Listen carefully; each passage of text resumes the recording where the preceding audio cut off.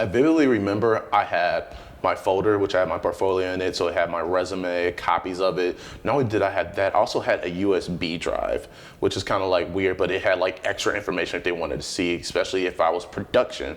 I'd be like, hey, I had this USB drive, you want to see a couple videos that I've created or done over the years. I had proof of my work that I had over the years, so that includes journalism stories, videos as I mentioned before, then I had like PowerPoints to map out my skills. So when I was interested in applying, I contacted one of the BBCG members and not only sent my resume but sent them a link to a personal portfolio that I had created.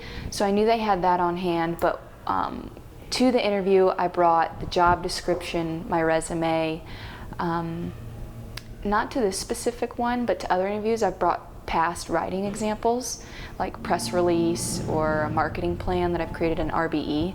And then also when I went to the informational interview, they had like 2 pamphlets about the BBCG, so I brought those just for information.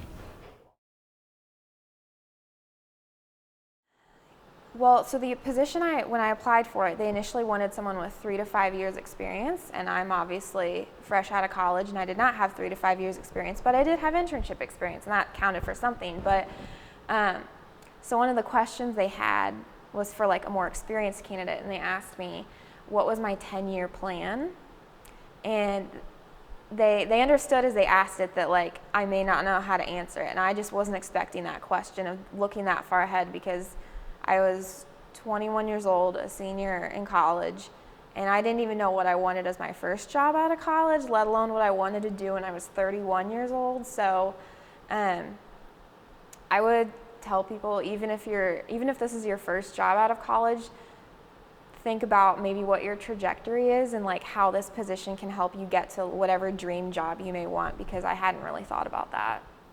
Yes, I have. There will always, no matter what interview no matter how much you prepare for it, they're always going to throw a curveball at you to see if you're ready for it. For those questions, I would say, in my personal opinion, what helped me out the most is ask for a second to think. Like, don't immediately ramble out something. Like, they want to see if you're actually going to take the time to think and consider what you're about to say. Because it's not about how much you say, it's what you say. They're really listening on the quality of what you're telling them.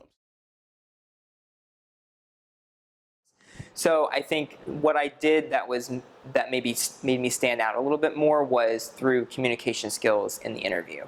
So making sure that I was very vocal about what I could bring to the table in terms of like a fresh perspective, in terms of business background, in terms of communication skills, and then also talk a little bit about the fact that I'm like very eager to learn about the particular company and the mission of the company and why I'm passionate about healthcare. And I think that's those 2 things, the communication and then the passion for the mission of the company, is what set me apart. Really showing my personality and then saying like how motivated I am to learn and try new things.